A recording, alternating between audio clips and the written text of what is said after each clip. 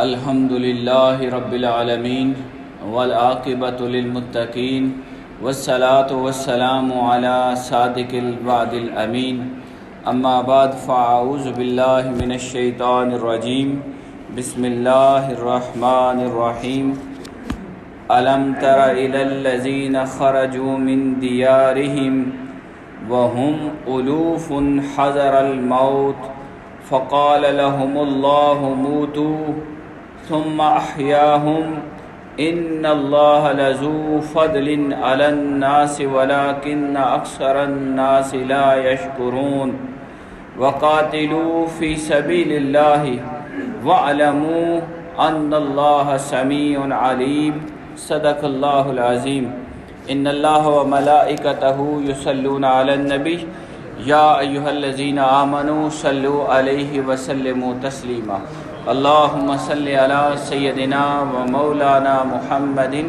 وعلی آل سیدنا و مولانا محمد وبارک وسلم وصلی علیہ۔ اللہ رب العزت کی توفیق اور اس کے کرم اور اس کی عنایت سے آج ہم سورہ بقرہ کی آیت نمبر 243 اور 44 کا انشاءاللہ مطالعہ کریں گے۔ اللہ کریم نے ہماری ہدایت کے لیے ہر طرح کا سامان کیا ہے، اور آپ نے جیسے کہ سماعت کر لی کہ ان آیات سے قبل ہم نے طلاق کا مضمون اور اس سے جو متعلقہ مضامین تھے ان کو تفصیل کے ساتھ قرآن مجید میں پڑھا، اور اس کا مقصد یہ تھا کہ مسلمان معاشرے کے اندر ایک رواداری قائم ہو اور ایک دوسرے کے ساتھ حسن سلوک کا طریقہ ہو، مسلمانوں کے اندر بھائی چارہ اخوت پیدا ہو اور ان کے دل آپس میں محبت کے ساتھ مل جائیں، پھر ان کے اندر اعمال حسنہ اور اخلاق حسنہ پیدا ہوں، اچھے اخلاق پیدا ہوں، اور پھر وہ اللہ سے ڈرنے والے ہوں اور یہ زندگی یوں گزرے۔ ان آیات کے مطالعے کے بعد اب یہ قرآن پاک کی جو پوزیشن میں ہم چلے گئے ہیں، قرآن پاک کی جن آیات کو ہم پڑھنے لگے ہیں، ان میں اب اجتماعی زندگی، معاشرے کے مکمل طور پر قومی زندگی کو مضبوط کرنے کے لیے اللہ کریم ہمیں ہدایت دے گا کہ قوموں کی زندگیاں کیسے قائم ہوتی ہیں اور قوموں کو کس طرح عزت ملتی ہے، اور ہم مسلمان قوم ہیں، مسلمان قوم کو، اسلام کے ماننے والوں کو عزت کیسے حاصل ہوگی، اور ان کو کن اخلاق کے ساتھ اپنے آپ کو متصف کرنا ہے، انفرادی سطح پر کیسے رہنا ہے یہ ہم پڑھ چکے، لیکن اجتماعی طور پر مسلمانوں کے اندر کیا جذبہ ہونا چاہیے اور کس طرح کے اخلاق ہونے چاہیے، ابھی ہم اس کا مطالعہ کرنے لگے ہیں۔ قرآن مجید کی ان آیات میں ہمیں اللہ کریم ایک خاص چیز عطا کرتا ہے کہ جو اسلام کا ماننے والا ہوگا وہ صرف اللہ سے ڈرنے والا ہوگا، کیونکہ اللہ مالک کل کائنات ہے، زندگی کا مالک بھی وہی ہے اور موت کا مالک بھی وہی ہے۔ اگر وہ موت بھیجے گا تو ہم مریں گے، اور اگر اس کی طرف سے موت کا پیغام نہیں آیا تو حالات جیسے بھی ہو جائیں مرنا ہمارے لیے نہیں ہے۔ اسی طرح اللہ کریم ہم سے یہ چاہتا ہے کہ ہم اپنی زندگی کو قائم رکھنے کے لیے جہاد کریں، اللہ کے نام کو سر بلند کرنے کے لیے، اسلام کا پیغام عام کرنے کے لیے اپنی جان اور اپنا مال دونوں اللہ کے نام پر قربان کریں۔ قرآن مجید ایک واقعہ بیان کرتا ہے، جو آیت میں نے آپ کے سامنے پڑھی اس کے اندر اللہ کریم نے ایک قوم کا واقعہ بیان کیا جو موت کے ڈر سے اپنے گھر چھوڑ کر چلی گئی تھی۔ سنیے، اللہ پاک فرماتا ہے، الم ترا، کیا نہیں دیکھا آپ نے اے حبیب، کیا آپ نے ان لوگوں کی طرف نہیں دیکھا، الم ترا الی الذین خرجوا من دیارہم، کہ انہوں نے اپنے گھروں کو چھوڑ دیا، آپ نے ان کا واقعہ سنا ہے، اس طرح کا انداز ہے۔ اے حبیب کیا آپ نے ان لوگوں کو نہیں دیکھا؟ یعنی ہمیں اللہ رب العزت حضور کے صدقے سے اس کیفیت کی طرف لے کے جا رہا ہے، اس ماحول میں لے کے جا رہا ہے کہ جب لوگوں نے اپنے گھروں کو موت کے ڈر سے چھوڑ دیا تھا۔ قرآن فرماتا ہے وَهُمْ أُلُوفٌ، اور وہ ہزاروں کی تعداد میں تھے۔ الوف الف کی جمع ہے، الف عربی میں ہزار کے لیے بولا جاتا ہے۔ اللہ فرماتے ہیں أَلَمْ تَرَ إِلَى الَّذِينَ خَرَجُوا مِن دِيَارِهِمْ وَهُمْ أُلُوفٌ، اے حبیب صلی اللہ علیہ وسلم کیا آپ نے ان لوگوں کو نہیں دیکھا جو موت کے ڈر سے، حذر الموت، موت کے ڈر سے، جنہوں نے ہزاروں کی تعداد میں ہوتے ہوئے موت کے خوف سے اپنے گھروں کو چھوڑ دیا، اپنے علاقے کو چھوڑ دیا، اپنی بستی کو چھوڑ دیا۔ تو پھر کیا ہوا؟ فقال لهم اللہ، اللہ نے انہیں کہا موتو، مر جاؤ، حکم خدا آ گیا۔ ادھر سے انہوں نے اپنے گھر چھوڑے، ہزاروں کی تعداد میں تھے، اپنے وطن کو چھوڑا، اپنا سارا کچھ چھوڑ دیا، کہیں ہم مر نہ جائیں یہاں۔ اس کے پیچھے کئی حکمتیں تھیں، میں آپ کو ابھی بتاتا ہوں۔ پھر ہوا کیا؟ باہر نکلنے کے بعد، اپنے گھروں کو چھوڑنے کے بعد، دور جانے کے بعد، محفوظ مقام پر پہنچنے کے بعد بھی اللہ نے کہا فقال، کہا لہم اللہ، اللہ نے انہیں موتو، مر جاؤ، حکم موت دے دیا۔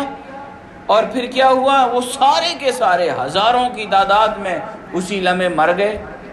ثم احیاہم، پھر انہیں زندہ کیا کچھ دنوں کے بعد، اور فرمایا ان اللہ لذو فضل علی الناس، بے شک اللہ لوگوں پر بے انتہا فضل فرمانے والا ہے، بے حد و حساب کرم کرنے والا ہے۔ وَلَكِنَّ أَكْثَرَ النَّاسِ لَا يَشْكُرُونَ، لیکن اکثریت، لوگوں کی اکثریت جو ہے وہ اللہ کا شکر نہیں کرتی، اللہ کے فضل کو نہیں دیکھتی، اللہ کی رحمت کو نہیں دیکھتی، اللہ کی مہربانیوں کی طرف دھیان نہیں جاتا۔ حاضرین گرامی، یہ واقعہ میں نے جیسے آپ کو بتایا، یہ ایک قوم تھی، مختلف روایات ہیں۔ ایک روایت یہ ہے کہ بنی اسرائیل کی ایک قوم تھی، ان کے علاقے میں ایک وبا آئی اور طاعون کی وبا آئی، لوگ مرنا شروع ہو گئے۔ تو اس وقت جو صحت مند تھے انہوں نے وہ علاقہ بستی چھوڑ دیا، بھاگنا شروع ہو گئے اور وہ علاقہ چھوڑ دیا۔ اللہ کریم نے یہ حکم بھیجا کہ اگر تم موت کے ڈر سے یہاں سے بھاگ رہے ہو تو موت جس نے آنا ہے وہ تو وہاں بھی آئے گی جو تمہیں محفوظ جگہ لگتی ہے، اس لیے کہ موت میرا حکم ہے اور بھیجنے والا میں ہوں۔ اور خلق الموت والحیات، اسی نے موت کو بھی پیدا کیا اور زندگی کو بھی پیدا کیا۔ یہ ایمان کامل ہونا چاہیے، یہ ہمارے روح کے اندر یہ عقیدہ پختہ ہونا چاہیے کہ ہماری زندگی کا مالک اللہ، ہماری موت کا مالک اللہ۔ اگر اللہ موت دینا چاہے کوئی بچا نہیں سکتا، اور اللہ بچانا چاہے کوئی مار نہیں سکتا۔ یہ اللہ کریم یہ واقعہ سنا کر ہمیں یہ عقیدہ، یہ ہمارے دلوں میں بٹھانا چاہتا ہے کہ ہمیں یہ سمجھنا ہے کہ اصل مالک اور خالق وہ خدا ہے۔ تو ان لوگوں نے موت کے ڈر سے، بیماری کے خوف سے گھروں کو چھوڑا اور دوسرے محفوظ مقام پر چلے گئے۔ حکم خدا آ گیا، وہاں ہی سب کو موت آ گئی، وہ سب مر گئے۔ چند دنوں کے بعد وہاں سے حضرت حزقیل علیہ السلام جو اللہ کے محبوب نبی تھے، انہوں نے دیکھا کہ ہزاروں کی لاشیں پڑی ہیں اور ہر طرف مردے ہی مردے ہیں۔ مالک کی بارگاہ میں دعا کی، مولا کریم یہ لوگ نادان تھے، ناسمجھ تھے، ان کا یقین پختہ نہیں تھا، مہربانی فرما ان کو دوبارہ زندگی عطا کر دے۔ اللہ کریم نے اپنے محبوب بندے کی دعا کو قبول کیا۔ یہ نقطہ بھی سمجھنا ہے۔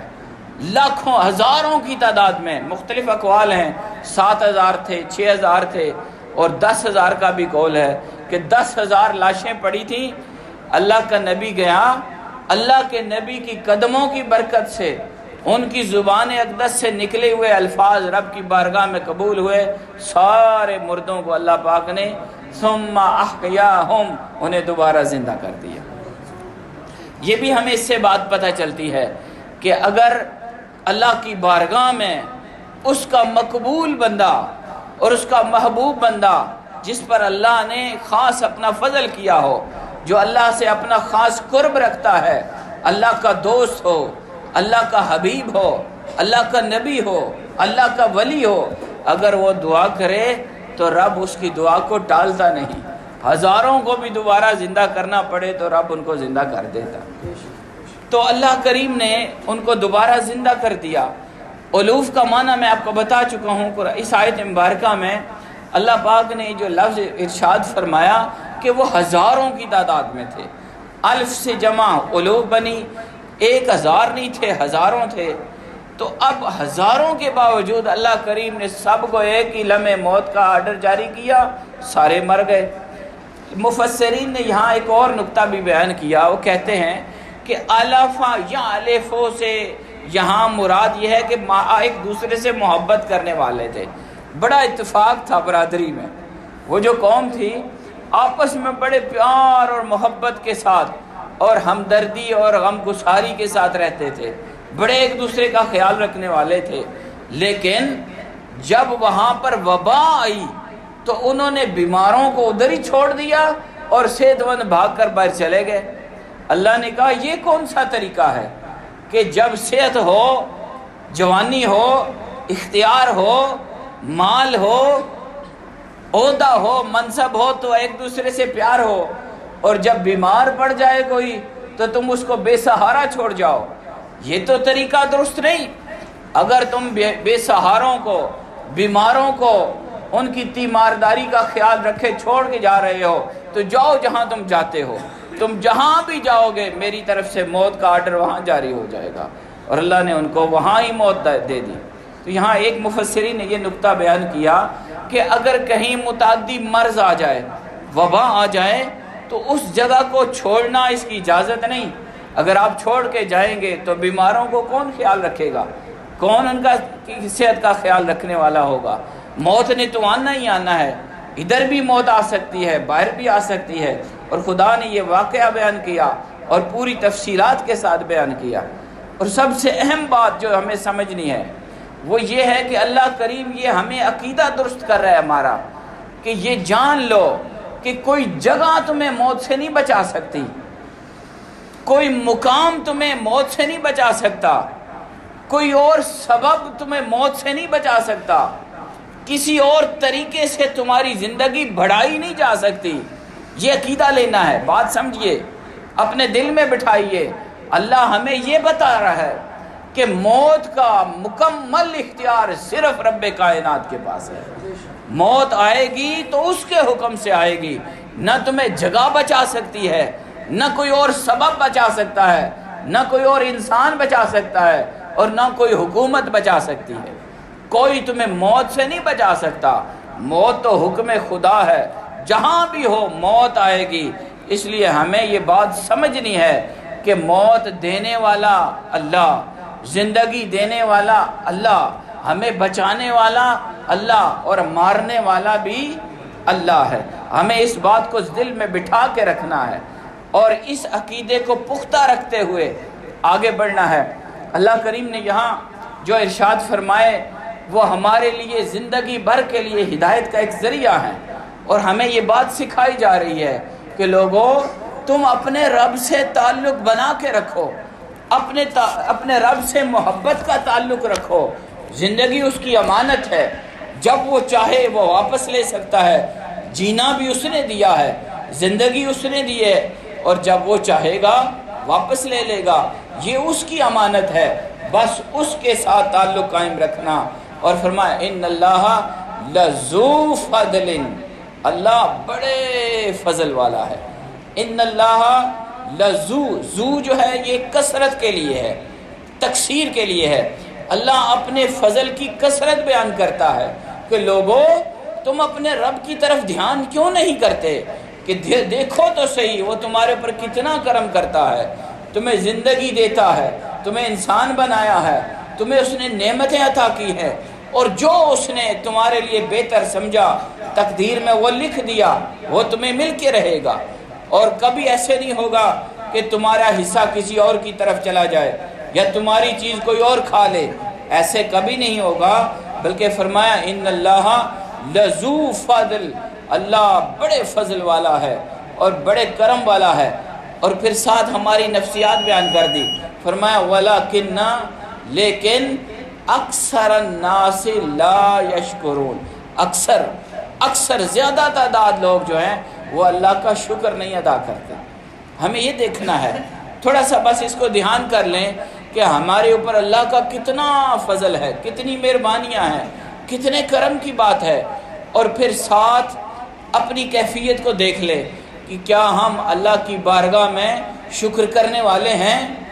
اگر تو ہم اللہ کی نعمتوں پر، اس کی کرم نوازیوں پر، اس کے فضل پر، اس کی مہربانیوں پر شکرانہ ادا کرتے ہیں اور اس کی بارگاہ میں جھکتے ہیں اور اللہ کے دیے ہوئے مال میں سے خرچ کرتے ہیں اس کے نام کے لیے، اس کی رضا کے لیے، تو اس کا مطلب یہ ہوا کہ آپ شکر کرنے والوں میں، ان لوگوں میں شامل ہیں جو قلیل ہیں، تھوڑے ہیں۔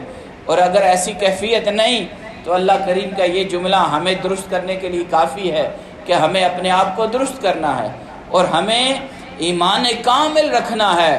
پھر اللہ پاک نے بتایا کہ قوموں کی زندگی کیسے قائم رہتی ہے اور قومیں کس طرح ترقی کرتی ہیں، قوموں کو عزت کب ملتی ہے۔ فرمایا وَقَاتِلُوا، اور جنگ کرو اور قتال کرو اور جہاد کرو فی سبیل اللہ، اللہ کے راستے میں۔ اس بات کو ہم پچھلی آیات میں تفصیل سے پڑھ چکے ہیں کہ آپ کی جنگ، آپ کا قتال، آپ کی لڑائی ذات کے لیے نہیں ہونی چاہیے، بلکہ فی سبیل اللہ ہونی چاہیے، اللہ کے لیے، اللہ کے نام کو سر بلند کرنے کے لیے، اللہ کے کلمے کو بلند کرنے کے لیے، اللہ کے دین کو عام کرنے کے لیے اور اللہ کی رضا کے لیے۔ اور ساتھ فرمایا وَعْلَمُوا، اور جان لو، ان اللہ سمیع، بے شک اللہ سننے والا ہے۔ تم جو بھی بولتے ہو، اکیلے میں بات کرو یا سب کے سامنے، تم محفل میں ہو یا اکیلے ہو، تمہاری ہر قول سے خدا باخبر ہے، سننے والا ہے، علیم، اور وہ ہر شے کا علم رکھتا ہے۔ اب یہاں اس آیت کے اندر جو قاتلو فی سبیل اللہ کے ساتھ اللہ نے اپنی دو صفات جوڑی، کہا اللہ کے راہ میں جہاد کرو، اور ساتھ کہا اللہ سننے والا، جاننے والا ہے۔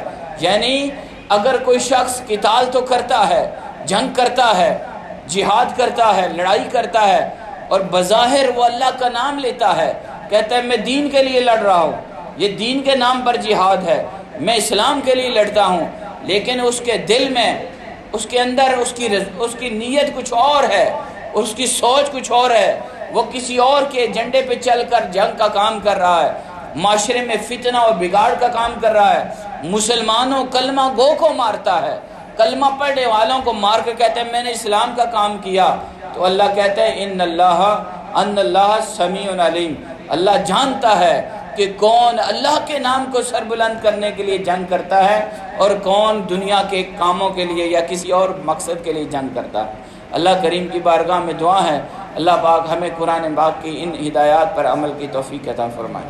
وما علینا الا البلاغ۔